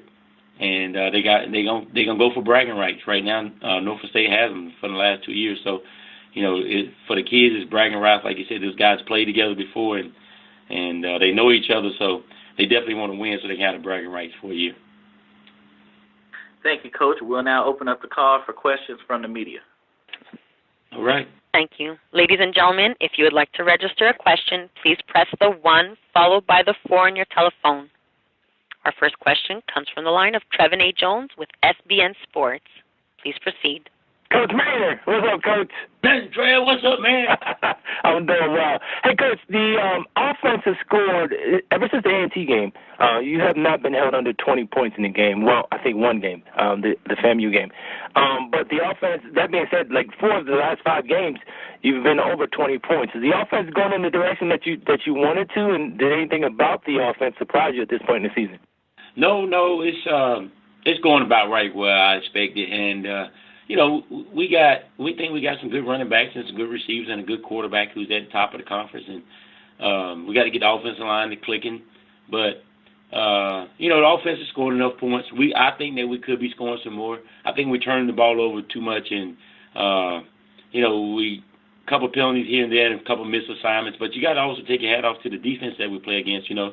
They practice and they study film, and they do what they do too. So you got to give credit to some of those defenses that's causing us some problems and not letting us score as much as we want to. But overall, I like where our offense is at. We do have big play capability, and we can go on some 15, 14 play drives if we have to. So I like where we are offensively.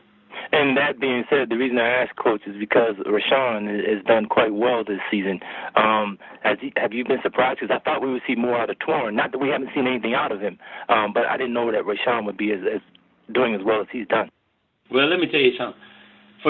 For 3 years now, I've been telling Rashawn Proctor, I'm waiting for him to have a 200-yard game.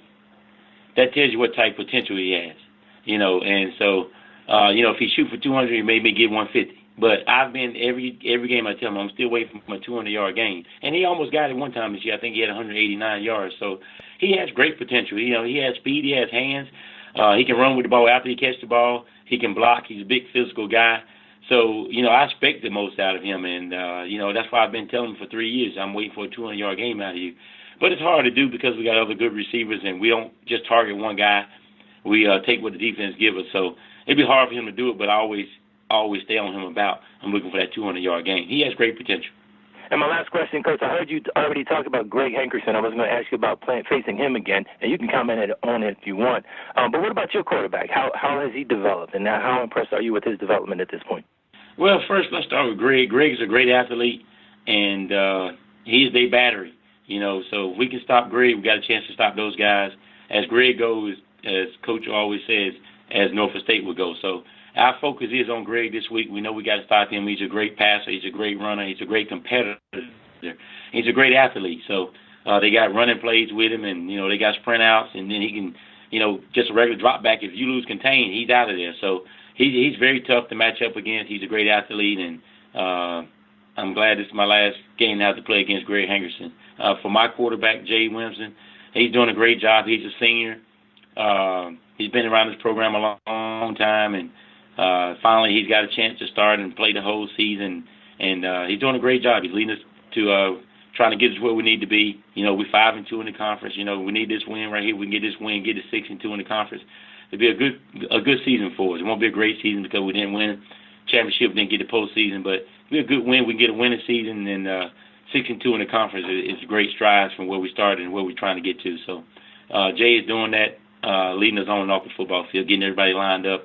He knows the offense like the back of his hand, and he's just a leader on and off the football field. Always a pleasure talking to you, Coach. Good luck this weekend. Yes, sir. Thank you. Ladies and gentlemen, as a reminder, to register for a question, please press 1-4. There are no further questions at this time. Coach Maynor, good luck this weekend as you face Norfolk State, and look forward to speaking with you once again next Tuesday. All right. Thank you, sir. Have a good day. Hampton will host Norfolk State this Saturday at 1 p.m. The game will be live streamed on HamptonPirates.com.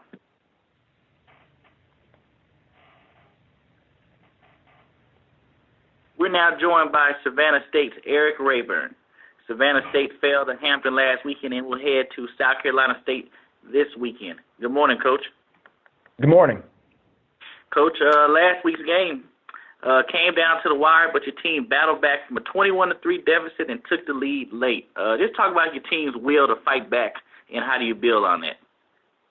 Yeah, obviously we were proud of the fact that, despite not playing well to start the game and digging ourselves a deep hole, our guys hung in there and kept fighting and scratching and clawing, and we actually took the lead in the fourth quarter. Just weren't able to hold it, but certainly disappointed in how we played on special teams. I thought that was the biggest factor in the game. giving up the kickoff return for a touchdown and then fumbling a punt, which they recovered on our 4-yard line. It's difficult to win a game when you make those kind of mistakes on special teams. And talk about this week's opponent in South Carolina State, as both of y'all kind of had similar games last week. Just talk about the Bulldogs from what you've seen during your film study. Yeah, obviously, I think most people would agree they have one of the best defenses in the conference. Really do a great job.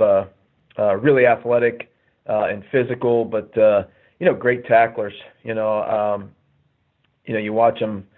The running back from A&T is incredible, and man, they're the only team I've seen that's been able to slow him down a little bit. I don't think anyone can stop him, but they had great success with him. And I think it's because every guy, all 11 guys they trot out there are good tacklers. They don't miss very many tackles, and it's really evident when you watch them play against a player like the running back from A&T who makes everybody miss seemingly. But so I've been incredibly impressed with how good they play on defense. Obviously, we've struggled a little bit up front, and so that'll be a real challenge for us on Saturday. Thank you, Coach. We'll now open up the call for questions from the media. Ladies and gentlemen, if you would like to register a question, please press the 1 followed by the 4 on your telephone. You will hear a 3-tone prompt to acknowledge your request. As a reminder, ladies and gentlemen, please press 1-4 to register for a question. And our first question comes from the line of Trevin A. Jones with SBN Sports. Please go ahead. Hey, Coach Raeburn, how you doing, Coach? I'm good, thank you. Coach, the last 3 games, 86 points. The offense has to be rolling the way you want it to. Can you talk about the growth that you've seen in the team? And I guess at this point in the season, I can say that they've bought into your program. Yeah, I think we played better, certainly as of late on offense. And, I think part of that is up front on the offensive line. We've done we played a little bit better than we did early in the season. Obviously, up front, we're very inexperienced there. I think, only one of our 5 guys, played a significant number of snaps last year. So I think as they've gotten a little more practice time, a little more experience in the games, I think they have played better, and that's helped us immensely on offense. Certainly, quarterback. We've been playing a freshman at quarterback, and so he has benefited a lot from the game experience early in the season. So I think probably the number one reason we've played a little bit better offensively as of late is just we have a lot of inexperienced guys, and they're starting to gain some game experience and some experience in our system, and so we're making fewer mistakes, still too many, but we've cut those down significantly since the start of the season. And Coach, you have some speed on your team, and I'm talking about Spalding in particularly, but also on the South Carolina State side of the ball on defense, number 10, Darius Leonard. What are your impressions of him? And how do you get around him, if you can? Yeah, he's really impressive. As a linebacker, most good linebackers, when you watch them, and they are so physical against the run. But if they have a weakness, it's typically in pass coverage. But he is a complete player, and he's physical. He can rush the passer. He can play the run. But he's maybe the best pass defender as a linebacker that I've ever seen. Certainly his athleticism and his length, I think, helps a lot. He just really long guy. He gets in those throwing lanes, and and it's just hard to get the ball by him. You know, he's obviously he's gotten a lot of interceptions, but he's also, you know, tipped a lot of balls that his teammates have been able to pick off. So he is a fantastic player. There's no doubt about that. And my last question, Coach, if you would, talk about the development of Spalding. He's caught a lot of people's attention. He's played with the team for a little while. It seems like he's found his game, so to speak. Yeah, you know, he has played well for us, I think. You know, we had to move him to running back, you know, to help us, and you know, I think you know, had he had more time at running back, I think he'd be even better than what he's playing right now. But we feel like, man, now that he's got some games under his belt and he's seeing the holes a little bit better, has a better feel for the run game. You know, he has given us a spark for sure. Thank you for your time, Coach. Appreciate you, and good luck. Thank you. Our next question comes from the line of Ty Miller with SBN Sports. Please proceed. Hey, Coach, good morning to you. Good morning. Coach, considering that you've already won 3 games so far, and if you win this game, I'm sure 4 games for Savannah State in this season would be quite a success. So when you look at measuring where your program is, say, for example, now, in like opponents, Norfolk State, you beat them handily on the scoreboard 31-14, and they beat South Carolina State. So how much of a measuring stick will South Carolina State be for you, being that they have been perennial champs or contenders for the past several years? Yeah, that's a great question. Obviously, we feel like they're one of the top teams in the conference, and you know, and traditionally have been in that spot, and then, you know, defensively, you know, they have a great reputation, great tradition on that side of the ball as well. So I know from an offensive standpoint, you know, this will be our biggest challenge that we've faced in a long time, and so if we're able to find a way to play well, you know, I think that would certainly give our guys a lot of confidence, because they are really strong on that side of the ball. You know, all 11 guys, you know, just seem to execute their assignment properly, you know, on every given down. And then I guess the other, you know, difficult thing for us is we just have not been able to find a way to win on the road, and South Carolina State does not lose very often at home. So that'll be a challenge for us as well. You know, I think that's, you know, that's part of the progression. You know, you have to, if you want to be a good team and you want to be in the thick of things, you know, you got to learn how to go on the road and in a hostile atmosphere and find a way to win. And unfortunately, you know, we haven't been able to do that yet this season. Even though South Carolina State is not having their typical season, what are the concerns about this team? Even if you look at lately that they have not been able to run the ball like normal South Carolina teams have done in the past. Yeah, you know, I think our big concern is, you know, we need to play better on special teams. You know, we really feel like that cost us the game last week. You know, giving up essentially 2 touchdowns on special teams, with the fumbled punt return and then the kickoff return for a TD. So we got to play better on special teams. And obviously, we're going to need a great effort out of our defense, because we know offensively, you know, we're not going to have great success against their defense. I think the number one thing for us offensively that we have to try and do, which is really difficult, is just not give up the negative yardage plays, the tackle for losses, the sacks, and the turnovers. You know, they have really feasted on teams, you know, by getting the tackles for losses and the sacks, and then because of that pressure, you know, they force you into a lot of turnovers. So hopefully we can find a way to, you know, protect the football and limit the negative yardage plays, and you know, then if we play great on defense, we'll at least have a chance. Okay, Coach, thank you a whole lot, and good luck this weekend. Thank you. As a reminder, ladies and gentlemen, if you'd like to register for a question, please press 1-4. There are no further questions, sir. I'll turn the call back to you. Coach Raeburn, thanks a lot for taking time out and speaking with us this morning, and good luck as you prepare to face South Carolina State this weekend. Thank you.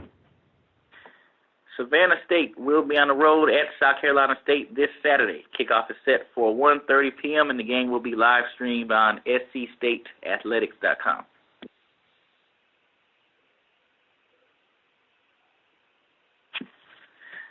We are now joined by South Carolina State head football coach Buddy Pough as the Bulldogs return to action this week after falling to Norfolk State. They will host Savannah State this Saturday at 1:30 p.m. in Orangeburg. Good morning, Coach. Good morning, Ryan. How are you? I'm fine. How you doing, Coach? I'm good. Coach, for the third straight week, your team was in position to win late, but other factors shifted the outcome of the game. Just talk about last week's game against Norfolk State and what do you attribute what happens down the stretch the last few weeks? Well, you're exactly right. We've been in pretty much all the games here as of late, and and hadn't been able to close the deal. We're not playing all that great as a whole, though, and we continue to be able to at least play decent on defense. Special teams wise, we have a boo-boo or two. We had one this past week where we gave up a short field in the punt game. But it's one of those kind of situations where we're getting toward the end of our year now. It's painfully obvious that we're in the process of having a losing season. Something that's not not generally acceptable here. And we're dealing with the ramifications of having to deal with that kind of year. And talk about Savannah State this weekend. They're pretty much coming off the same type game you had, and just talk about what you've seen in your film preparation. You might be right. Savannah's got, I think, maybe about as neat a plan overall as anybody right now. Their defensive scheme, is one where there are not a lot of holes. They do a great job of creating pressure. They've found some really good outside defensive line personnel. They've got some good defensive line personnel in general, and their coaches have done a nice job in putting them in the right places. And might be the coach of the year job in our league.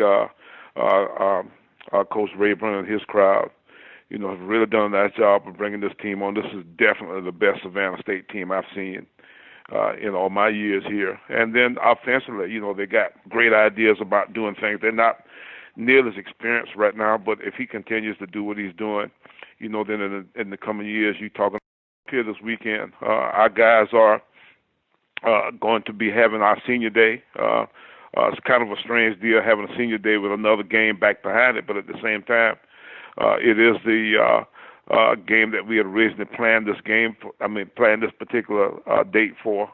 So we'll continue to go ahead and do that, but at the same time, we've got our work cut out for us for Savannah State coming in here this coming weekend. Thank you, Coach. We'll now open up the call for questions from the media. Ladies and gentlemen, if you would like to register a question, please press the 1 followed by the 4 on your telephone. You will hear a 3-tone prompt to acknowledge your request. If you're using a handset, please lift your handset before entering your request. Our first question comes from the line of Ty Miller with SBN Sports. Please proceed. Hey, Coach Pough, good morning to you. Morning, Ty. How are you? I'm good, Coach. Looking back, the last time you've had a similar season to this was like 4 years ago in 2012. So what are the similarities that you can compare to what happened back then and what's happening this year?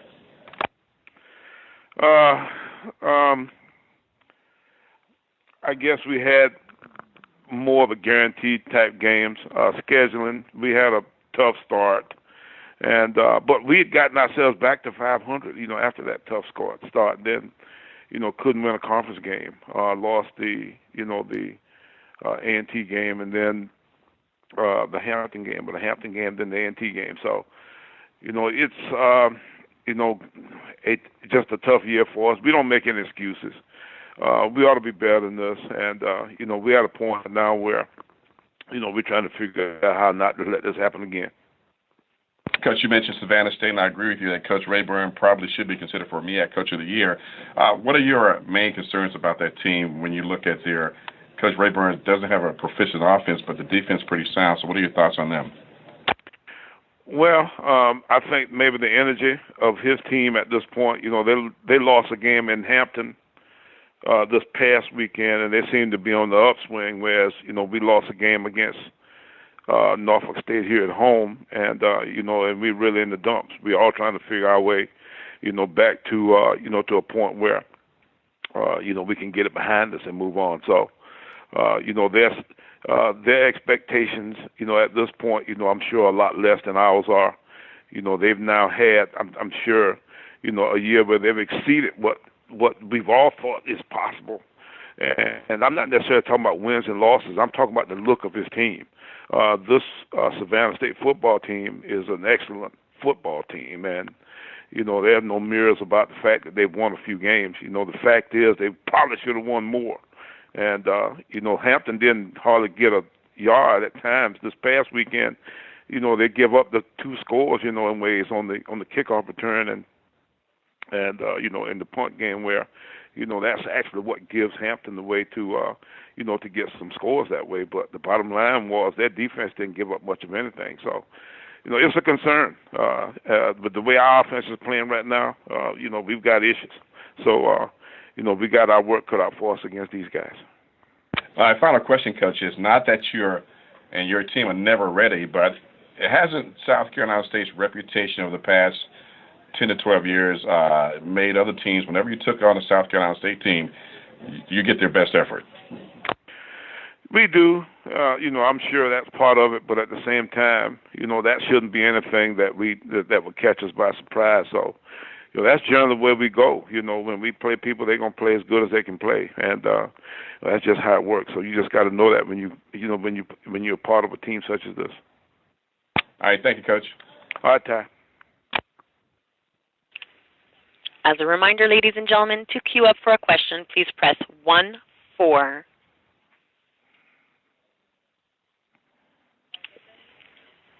Next question comes from the line of Lute Williams with Black College Sports Page. Please proceed. Hey, good morning, Coach Pough. How you doing? Hey. Hey, I think Coach Raeburn mentioned it about your defense.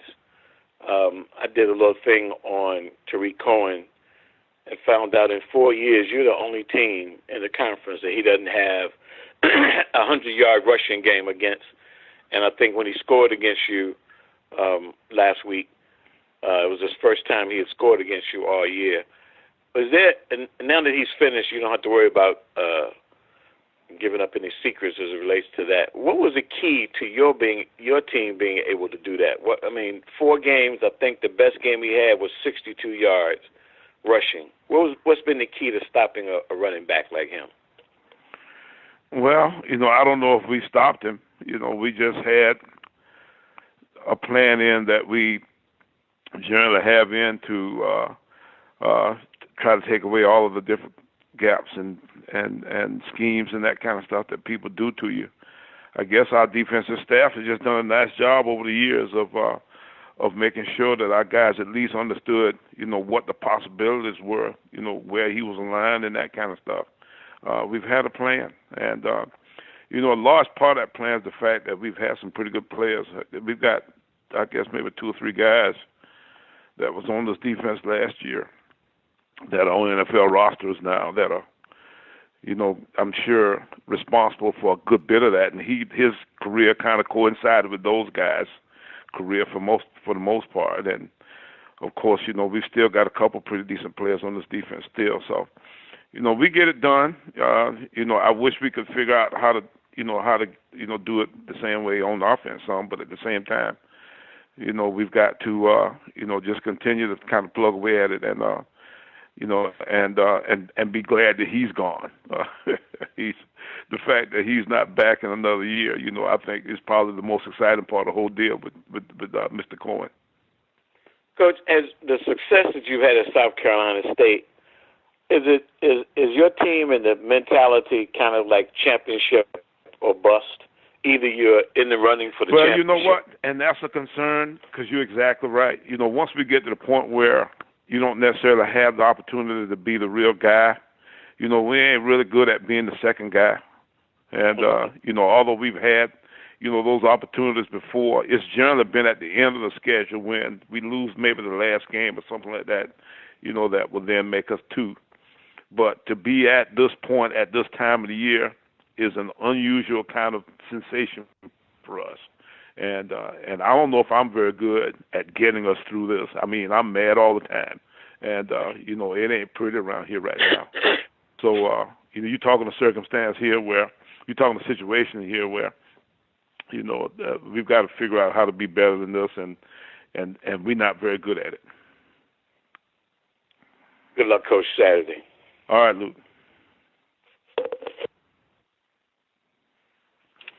As a reminder, ladies and gentlemen, to queue up for a question, you'll need to press the 1-4.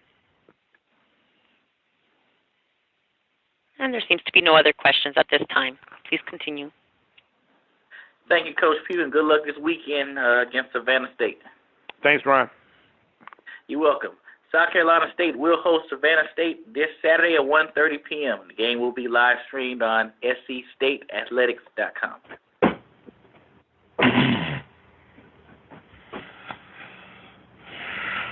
We're now joined by North Carolina A&T State University head coach Rod Broadway. The Aggies defeated Delaware State last weekend. We'll travel to North Carolina Central this weekend for the annual Aggie Eagle Classic as the winner is crowned MEAC champion and earns a Celebration Bowl berth. Good morning, Coach. Good morning, Ron. How you doing?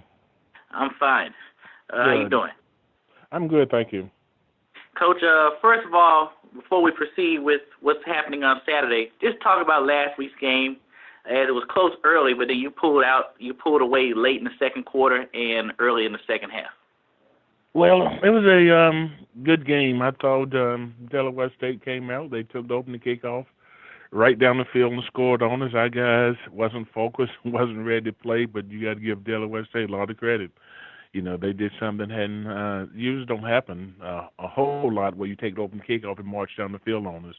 And sort of, but we made a lot of mistakes, and they played well, and we got out there with a win, which is the bottom line. So we're grateful to have it. And this week, everybody across the country knows what's at stake. How do you keep your players focused to stay away from the buzz and distractions surrounding a game of this magnitude? Well, that's just part of it. It's a big game, with the championship being on the line. And, we just try to give them the focus on the things that can help us, prepare and hopefully win this ball game. And, all the other things, it's not beneficial to us as a football team. So we try to stay focused on what can we do to get better, what can we do to prepare better. Okay, Coach, and I know you're a popular man this time of the year. So what I will do, I will now open up the call for questions from the media. Thank you, ladies and gentlemen. If you would like to register a question, please press the 1 followed by the 4 on your telephone. Our first question comes from the line of Sammy Batten with the Fayetteville Observer. Please go ahead. Hey, Rod, I was just wondering, Tarek Cohen's getting near the conclusion of his career there with you. How would you describe what he's meant to your program? And does he remind you in any way, and I guess I'm showing my age here, but does he remind you in any way of Amos Lawrence, who I think you played with a little bit? That is showing your age, brother. But Tariq's special. I think he's better than Amos. And Amos, I thought, was outstanding. I think he had 1,300 yards as a rookie for us that year in North Carolina. And Tariq's been special for 4 years, and he continues to make plays. And he's a big part of why we got the program on the uphill rise right now. Is because of players like Tariq.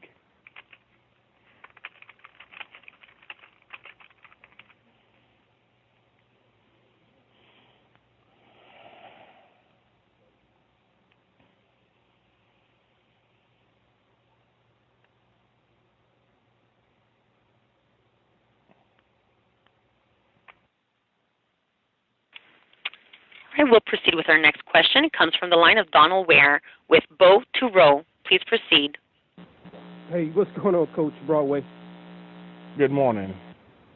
Hey, do you, a three-part question, do you remember the process of, or can you talk about the process in terms of recruiting Tariq, why you ultimately decided to sign him, and did you think he would become the player that he has in fact become?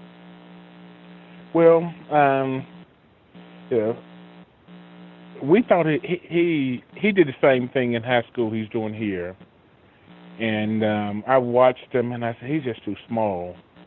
And Coach Oliver wouldn't let it die. He'd come in the next Thursday. You know, we have our recruiting meetings on Thursday. He said, Coach, take a look at this guy again. I watch him again, and I say, Coach, he's too small.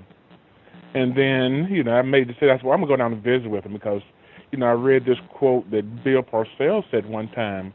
He said, error on the side of production, you know, not size. And, you know, I went out and met with the guy, and he was bigger than what I thought on tape.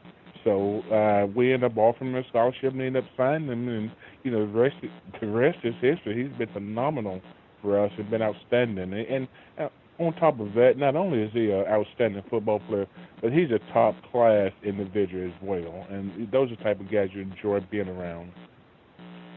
Did you think he would? And it's amazing, too, ultimately... because nobody offered the kid but us. Nobody in the world offered the kid but us. So we're grateful for that, and we're grateful to have him. And did you ultimately think he would turn out to be the Tariq Cohen we know now? Well, you never know how these things are going to turn out. Sometimes you get guys that, you know, marginal and turn out to be great players, and sometimes you project guys being outstanding and end up being marginal.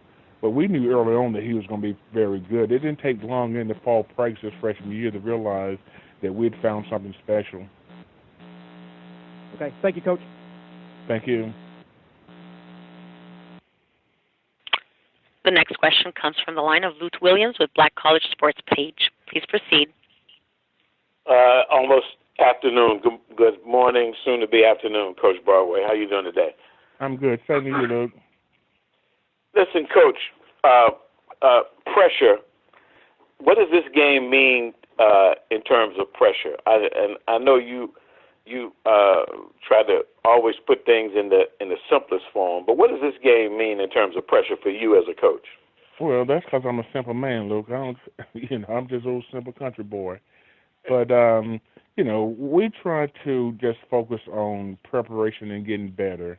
And, you know, we try not to focus too much on outside situations, but, you know, we all know what's at stakes in this game. And, you know, we're playing what I think is an outstanding football team, very well coached. I mean, it's not easy. It's not hard to see once you turn the tape on. These guys are very well coached, great quarterback, you know, keeps his calm, keeps his composure, like he has great pocket presence. So he's outstanding. I love the way he plays the game.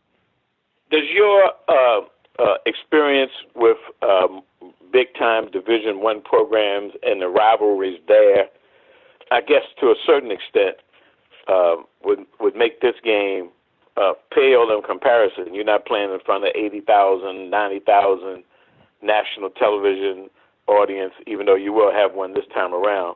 But what's the difference between the two? There's no difference, Luke. This is Florida State. This is North Carolina, NC State. It's the same difference. You know, our players and North Carolina Central players get ready to play this game because it's a rivalry. Rivalry games are special all over the world. It doesn't matter where you are. It's no different at Alabama, Auburn than it is North Carolina Central, North Carolina A&T. Thanks so much for the answers, Coach. Good luck on Saturday. Thank you. Thank you. Next question comes from the line of Ty Miller with SBN Sports. Please proceed. Coach Broadway, good morning to you. Hey, good morning, Ty. Coach, what has the Jerry Mack factor been for the past 2 years when you take on North Carolina Central? You know, I don't know about the Jerry Mack factor. I know Jerry Mack's football team has been outstanding, you know, very well coached. You know, they play hard, and I think he's done an outstanding job there of preparing his team to play, and they play well, and they play smart. It's a good, smart football team, and obviously they've had a lot of success there, so we need to go and play well. How much of a dilemma has it caused for your team in not doing what you have to do to win in the last two ball games against North Carolina Central? Well, I don't know about dilemma. It's been heartbreaking, and the fact that you lose to your biggest rival 2 years in a row. The end of the season, they could have clinched the outright championship for us, and hopefully we can go and play better than we played in the past.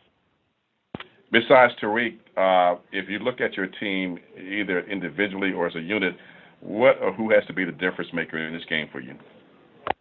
Well, I think our offensive line, because they kicked that butt pretty good up front last year offensively, and we got to play better than they did last year by all stretches, because they got after us. And if we get a hat on the hat and give Tyreek a chance, he can make some plays. But not if they kick our butt like they did last year. So we got to be a lot more productive offensively than we've been in the past against these guys. What has it been like playing on the road against this team? Just like it's a good environment there. It's tight, it's hostile, and it's a great environment they have down there. So we're looking forward to going down there and competing. Hey, Coach, I know if you can tell us what your players have been saying about taking on Central and trying to break that 2-game losing streak against them. Well, actually, we're just trying to focus on getting better right now, and there's not a lot you say. When you get in a rivalry conference game, I think the focus needs to be on preparation and trying to make improvement, not on who you're playing and, last year's, because last year doesn't have anything to do with this year other than the fact that at some point during the course of the week we got to use it as motivation. But right now our focus is on preparing. And finally, Coach, you talk. I know you do focus on your team only. You mentioned the offensive line. And every week you talk about getting your team better. So what is the biggest challenge for you to get your team to where you feel they should be with so few games left in the season? Well, again, getting a hat on the hat has been key for us this season. For the most part, we've been able to do that fairly decent. We didn't do it in a couple of games, and Central present the same challenge for us as South Carolina State did, in that they are really good defensively, and they run well. They have good athletes on the football field. So, we got to prepare, and we just got to try to get a hat on the hat and try to create some movement for up front. Okay, Coach. Good luck this weekend. Thank you, Ty. As a reminder, ladies and gentlemen, to register for a question, please press the 1-4. Our next question comes from the line of Trevin A. Jones with SBN Sports. Please proceed. Hey, Coach Broadway, how you doing, Coach? I'm good. Good morning or good evening. Yeah, good afternoon. Yeah, right. Good afternoon, Coach. Hey, Coach, one question, a simple question. Malcolm Bell, what's your impression of him, and what do you see when you look at him on tape? I see and this is just my opinion, but I see an outstanding player. Look like he's calm, poised. He's patient. He's outstanding. He's the guy I'm voting for Player of the Year because I think he's that good. Thank you, Coach. I appreciate your time, and good luck to you.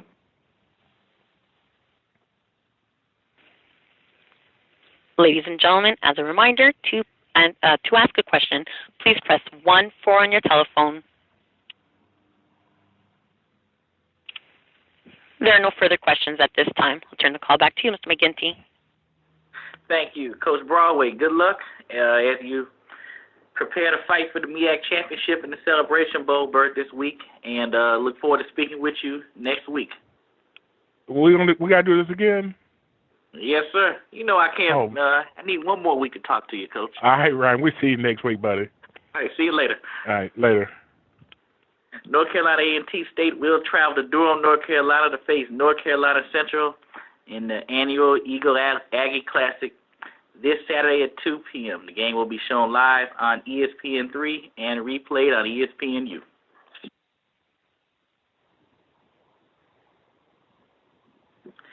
We're now joined by North Carolina Central head coach Jerry Mack. The Eagles defeated Howard last week at home and now turn their attention to North Carolina A&T for a spot in the Celebration Bowl and the MEAC championship outright. Good morning, Coach. Good morning. Good afternoon, Ryan. Okay, good afternoon.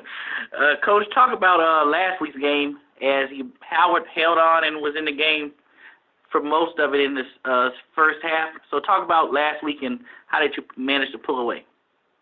First of all, great job to Coach and the Howard team. Man, they did a great job of managing the clock and I thought their defense did some good things at some times, and offensively, I thought they really came to play. Got a really talented team. I thought our guys, we had to play for 4 quarters. That's one of the things that we talked about that we did not want to happen like it did against Delaware State. And we had to come out there and play for 4 quarters, and they made us play for 4 quarters, and that's a kudos to them. Our guys did a good job of keeping their composure. Our offense, I think we had about 64 plays or so, still managed close to 500 yards. And defensively, we were able to keep them out the end zone just enough to come away with the win. So I'm very proud of the way our guys performed overall, and we got the win. So that's really what matters. Well, now we can turn our attention to this week. We all know there's a hype and a buzz surrounding this game. And how do you keep your team focused in Durham as everyone knows what's at stake and all the chatter that's going out on social media and the internet? We talked to the team Sunday mainly about blocking out everything. Nothing else matters more right now in the next 6 days than to try to put a great plan together and focus on trying to beat North Carolina A&T. And that's kind of where our focus is. I think these guys, one thing about them is they've been through this before. We've done this for the last 2 years. We've got a lot of experience on this roster of guys with a couple of rings. So, they understand what's at stake. They understand how to go into a game like this, prepare, and they understand the emotion and the intensity that it's going to take to try to come away with this win against this caliber team. Thank you, Coach. We'll now open up the call for questions from the media. Ladies and gentlemen, if you would like to register a question, please press the 1 followed by the 4 on your telephone. First question comes from the line of Luke Williams with Black College Sports Page. Please go ahead. Hey, Coach Mack, good afternoon to you. Good afternoon, Luke. Yeah, when you look back on these 2 games that you've won against A&T, end of the season, championship on the line. When you look back at it, can you identify what were the key ingredients or elements that allowed you to get wins in those 2 games? There's been a lot of different things, no one specific aspect. I thought we did a great job of coming together as a team and playing a great team game. Our offense, defense, and special teams all showed up in both of those games in some kind of capacity, and that's really what's been our edge. We've been able to make sure that our special teams play has been good. I think with last year, we were able to have good field position and return the punt for a touchdown. Offensively, we were able to do some things that they hadn't seen in the past last year. So it's just been a total team effort as far as trying to come away with the win. And excuse me, what has been the mindset of your team going into this? Have you kind of downplayed it? I've noticed that it seems like emotionally they weren't too high, so to speak. Is that something that you worked on to get them ready for this kind of big game? Yeah, I think they do a good job of staying even keel. Our guys play hard no matter who they play. And I think this game adds an added bonus and an added rivalry. A lot of these guys, and I didn't even know that I came here, a lot of these guys, they know one another just by the simple fact of playing together against each other in high school or Little League football, or some of those guys might used to stay in the Raleigh-Durham area. So it's just a lot of carryover in this game. So they've done a good job of just making sure that they don't get too high or too low when they don't have success during the course of a game. Well, Coach Broadway has admitted that your guys up front outplayed his guys up front last year, and I know last year you had the freshman running back. What's the difference? Will you have him on Saturday, and what's the difference in with Simpson, the kind of runner he is? Darrell and Ramon, 2 different styles of running. We anticipate of having Darrell available for this week's game. But the biggest thing is, Darrell is a strong physical specimen, whereas Darrell is a little bit smoother runner. He got a little bit more knack for certain things.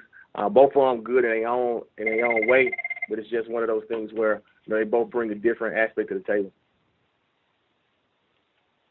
Thanks, Coach. Good luck. No problem. As a reminder, ladies and gentlemen, to register for a question, please press the 1-4. Next question comes from the line of Trevin A. Jones with SBN Sports. Please go ahead. Coach Jerry Mack, how you doing, Coach? Hey, how's it going? I'm well. Hey, Coach, do me a favor, ask this question before I move forward. Anthony Farrier, what was your impressions on him as the running back for Howard? I thought he was a really good running back. I know that everybody talks about Tyreek and how special he is, and he is special. But I thought Anthony was extremely special. He's a good hard nose. He's tough. He's big. He can catch the ball out the backfield. And he's back next year, so we got our hands full with Howard. But I was really, really impressed with his talent. And in that game, Coach, you found yourself down 7-0 early in the game. Is there anything that you said to the players to get them going? Because you only went into halftime with a 9-7 lead. What transpired at that point to get things turned around? Nothing really. We didn't get a lot of opportunities in the first half. The times that we did touch the football, I thought we moved it efficiently. We just didn't have a lot of opportunities to do it. So we knew coming out the gate, when we did get the opportunity to touch the ball, we were going to have to play with some tempo and play fast and try to push the ball down the field, which we did. Defensively, there was nothing just extraordinary that we did. We had to fit our gaps better. Anthony popped a long run on us early in the game, and then Howard did a good job of checking to some good plays to attack our defense. So that's what I say. I thought it was a really well-coached game, and they did a good job. And in this game, Coach, I got to see the game, and it was a great game. I got to see Malcolm Bell actually take over. And am I correct in saying that, Coach? I mean, because there was one point where he threw for a touchdown, then turned around and broke up a long run for another touchdown, and then it just seemed to keep going. He seemed to have found a gear at that point and just kept it moving. Yeah, I think so. I mean, he's a senior quarterback. He's got 2 championships under his belt. He's probably won more games than any quarterback that's been through here in his time here. So, what you see is a guy that's physically mature than he was in the past. He's mentally more mature than he was in the past. And he has that ability to take over games when he's playing at a high level. And I would definitely agree. He did a great job on this past Saturday. And so how does he match up coming up against A&T in this big game this weekend? We got to keep him upright. The biggest thing is they have an outstanding defensive line. Those guys do a great job of creating sacks and creating tackles for loss. And our offensive line has to do a good job of giving Malcolm some time to throw the football down the field. And when it's not there, he has to do a great job of creating and trying to make people miss his space. And I don't want you to give away any secrets, Coach, but not only do you have a couple great receivers, but you have more than 2 backs in that backfield that can make things work. And when I say that, I'm talking about Torrey Cotton, who got some playing time last weekend. He looks like he could break something loose as well. We're trying to get Torrey going all year long. He's been showing flashes of things that he's going to be able to provide for us down the road. He's just a redshirt freshman, so we're excited about his development. Darrell McClain should be available this weekend as well. He was, rookie of the year last year, and Ramon Simpson's been playing at a high level for us all this year. And then with the added threat of Malcolm Bell being in the backfield, we got some guys back there that really can, if they touch the ball in the run game, we really feel comfortable that they can do some damage. Coach Mack, I always appreciate your time, Coach. A pleasure talking to you, and good luck. You too. Thank you. The next question comes from the line of Ty Miller with SBN Sports. Please go ahead. Hi, Coach Mack. How are you? Hi, how you doing, Ty? I'm good. Coach, I just have one question for you. I asked the same question to Coach Broadway a few minutes ago about difference makers or difference maker in this game. He said the common theme for his team in the last couple of losses to you have been that your lines have handled his line. So for you, what's going to be the key difference maker in terms of a unit or a player in this game? I think it goes back kind of what Coach Broadway said. It's the battle inside in the trenches. I mean, you can talk about the perimeter guys and you can talk about the quarterback and the running back play, but all that's null and void if we can't protect them, and all that's null and void if you can't get after them on the defense side of the ball. So it's the same thing. Our defensive lines and offensive lines in the trenches, they got to come to play. We got to do a great job of trying to get penetration and trying to protect ourselves against big plays. But then on the offensive line, we got to try to create some seams, create some gaps for our runners to run through, and also try to keep Malcolm Bell upright. You did spark another question for me. In terms of contain on your defensive side, how key will that be in terms of playing assignment? That's huge. I mean, with the way Tyreek runs the ball, anytime, any given play, he has the ability where he can flip the field with just a handoff. And there's not very many backs in the country that can do that.